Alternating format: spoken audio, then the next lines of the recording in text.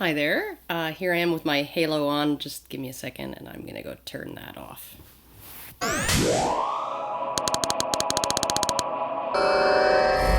That's better. Wouldn't want anyone to think I was an angel. Okay, so true to my promise, I'm here with another video, just a short one. It's a response to an email inquiry by someone who goes by the moniker of Snork Maiden. I'm not sure whether Snork Maiden is male or female. I'm going to assume that Snork Maiden is asexual. Hello, Badgers. In episode 37 of Honey Badger Radio, you briefly talked about the death of feminism. Everyone seemed fairly confident about feminism dying.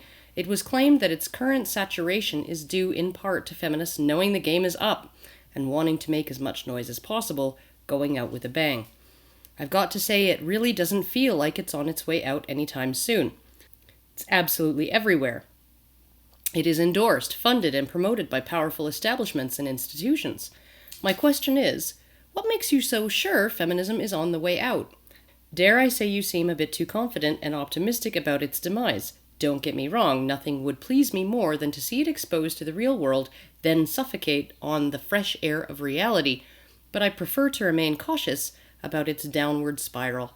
Never underestimate the great work you're doing. Thanks. Well, first off, Snork, I can call you Snork, right? Thank you for sending me that question because it actually kind of did make me think. It made me think a lot about what you said and the implications of, sort of jumping the gun and thinking that the battle is being won when maybe it's not. So thank you for the question, and I think you're right to be cautious.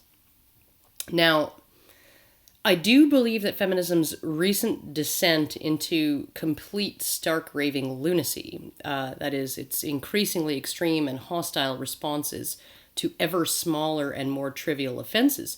I mean, just look at the dictionary gate thing on Twitter just recently.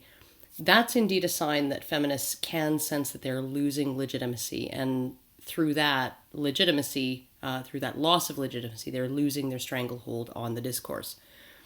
And you can see this also in recent polling indicating that the percentage of people in the US who identify as feminists is down from about a quarter a year ago to just 18% now. And amazingly, just 7 or 8% in the UK. Not only this, but resistance to feminist dogma, patriarchy theory and all of its, redheaded bastard stepchildren is increasing in both volume and scope. You can now see people who are solidly on the left joining the ranks of anti-feminists, anti-feminists who used to be represented by Ann Coulter and Rush Limbaugh, and that was pretty much it. You can see LGBT people openly opposing feminism and proclaiming that it doesn't speak for them. Open-minded people who support same-sex marriage and the legalization of pot, even BDSM enthusiasts.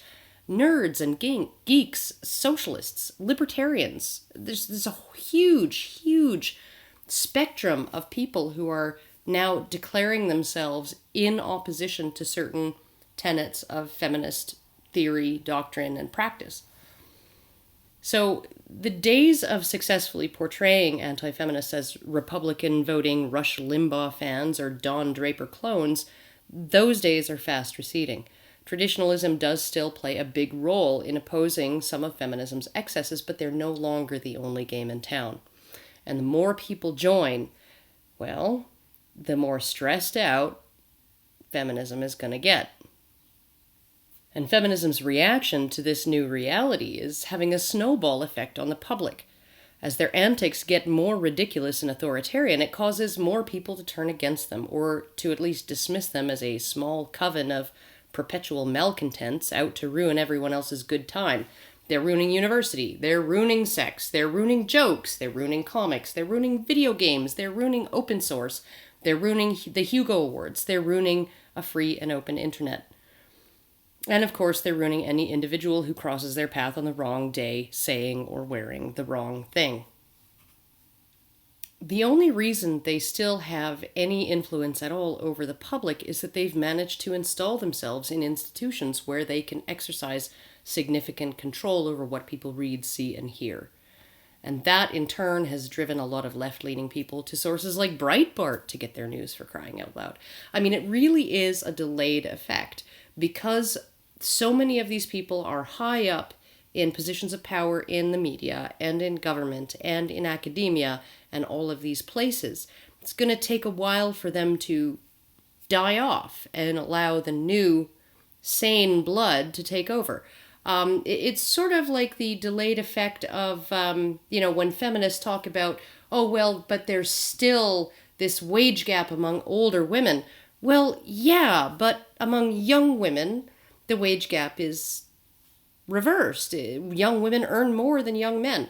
And when that plays out over a generation, right, we're going to see the results of that. And I think that when the millennials who are increasingly rejecting feminism just sort of en masse, they're just like, yeah, no, they're out to fuck up our good time. When we see them grow up, get themselves installed in media, get themselves installed in academia, get themselves installed in government, and all of these other places, education, all of that, we're going to see the change. It may not be immediate. It may be 20 years from now, but we will probably see a significant change. Now, just yesterday, I watched a hearing in Georgia where State Representative Earl Earhart, head of that state's Education Appropriations Committee, said in no uncertain terms that the state will not fund any school in Georgia if it ignores due process protections for accused students. He characterized the Dear Colleague letter as nothing more than the musings of an unelected bureaucrat. In his words, it's not a statutory enactment, it has no force of law, it's not a regulation, which would have had to go through the Administrative Procedures Act. More than this, he contends that its guidelines lie in direct contravention of SCOTUS rulings on schools' contractual obligation to provide students with due process. Perhaps the most badass quote of the day from Earhart: "This committee controls your funds, Mr. President, and I want to see a clear statement from all of you beyond what the Board of Regents is requiring before I'm even going to have a conversation with you about your budgets, presidents." Or perhaps even more badass: "If you don't protect the students of this state with due process, don't come looking for money." There are sane people out there, Snork. There are sane people, even in government, who are waking up to what's going on and are willing to begin putting their foot down. More than this, despite the plethora of articles in mainstream media bemoaning the not guilty verdict in the Greg Allen Elliott Twitter harassment trial, the vast majority of the comments on those articles, when comments are actually allowed, are supportive of the verdict and critical of both the writer of the article and the complainants. Public opinion on feminism is shifting. The more it does, the more feminists will stamp their feet, go on the offensive, and engage in egregious behavior, which will only wake ever more people up. This is probably our best weapon, is their refusal to accept reality. It's their refusal to admit that they're wrong. It's their refusal to admit that they're complaining over nothing, right? Because the more trivial the offenses that they take umbrage over, Dictionarygate being one of them, Shirtgate being another one, the Tim Hunt thing, yet another one. The more trivial those transgressions are that they decide to flip their shit over and just freak the fuck out, right? The more the rest of the public who are not feminists will look at them and go, what the fuck are you ladies on about? So, to explain this a little more clearly, I'll direct your attention to a video done by my compatriot and former Patriarchy Party City Councillor candidate Nick Redding on the feminist-non-feminist cooperation spiral. I'll leave the link in the low bar. And yes, it is a form of cooperation in that it is a positive feedback loop. And it requires feminists to do what they do, while the activated non-feminist sector does what we do, and the public just gets carried along for the ride.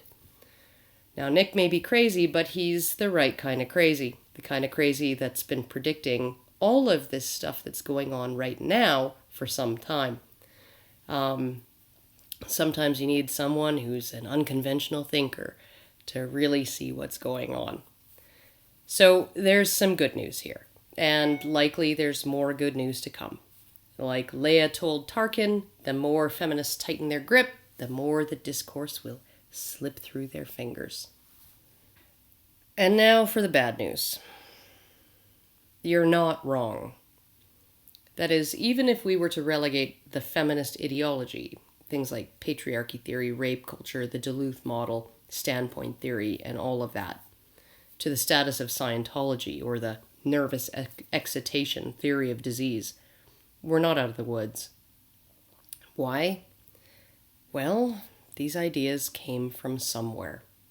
The Declaration of Sentiments, which probably represents the first major feminist application of Marx's oppressor class, oppressed class model to the relationship between the sexes, that document didn't write itself. Broader theories on patriarchy and rape culture and the beauty myth and the male gaze and all that other BS didn't either. These ideas came from the minds of people, primarily women, who believed them. They were taken up by other men and women who also believed them.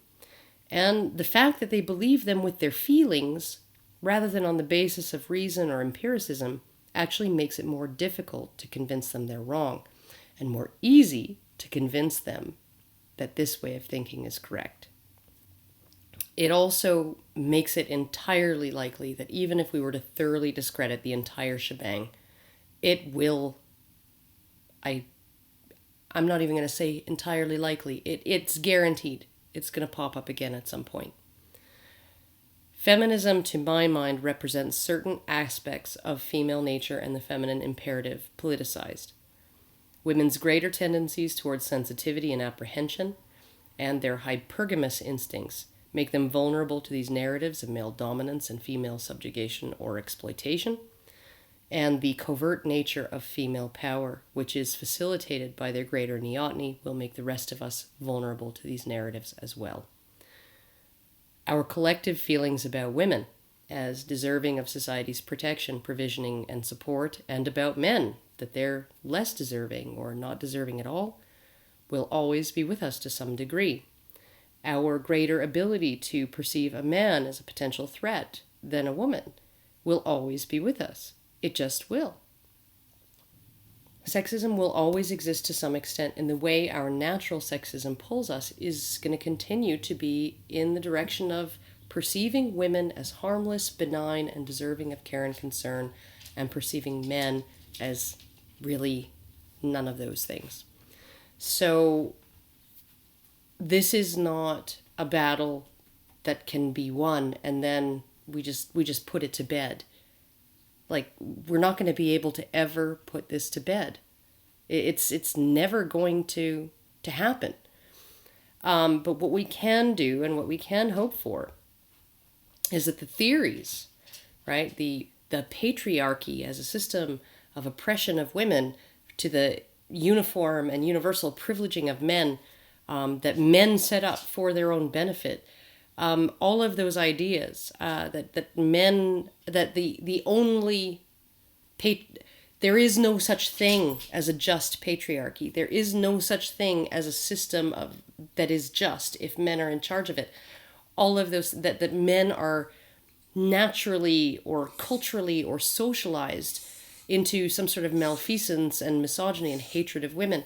The idea of men as sort of these universal sociopaths that have existed with us all through history, subjugating and exploiting women. I think that maybe we can get rid of those and we can turn things back a little bit to where we actually appreciated men and what they contributed, and men could actually be proud of themselves. They could actually say, I'm proud to be a man. I'm proud to have masculine virtues and not be called a misogynist. I think that maybe we can get to that point. And if we can't, well, I guess we're just going to have to keep fighting. But the more dictionary gates we have, the better it is for us to fight that battle. And it really does feel, with feminism's attention on smaller and ever more trivial offenses, and how they overreact to them, just absolutely overreact to them, and in a way that just like Oxford Dictionary, rabid feminist as their example, and what happened? A bunch of feminists went rabid and demanded that they change it. We're actually going to see them losing legitimacy in the wider public and losing power in those places where they really, really, really have the freedom to do all kinds of egregious, horrible things with it. So I hope that answers your question. You are right. It is premature to dance on feminism's grave. In fact, I don't think we're ever going to be dancing on feminism's grave. The most we can hope for is that it's like the flu. Every year, we provide an inoculation for the new strain. So that's great, because now you just totally killed my buzz. Anyhow, I will see you all later, and hopefully on Friday I'll have another video out for you guys.